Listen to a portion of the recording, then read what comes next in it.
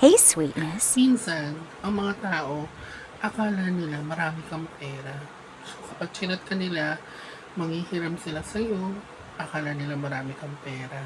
Pero hindi nila alam, you're just surviving as well. So, pinagkakasya mo lang kung ano yung nagiging sweldo mo sa isang buwan, sa mga pangangailangan mo, sa pagbili ng mga pangangailangan ng pamilya mo.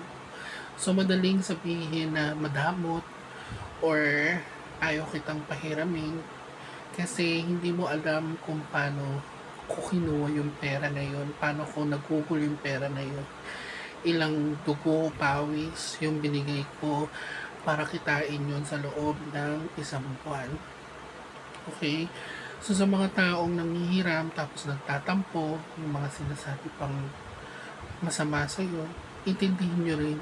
Sometimes may problema lang din sila na hindi nila ma-let go yung pera nila kasi meron din silang ibang pangangailangan. Yun lang.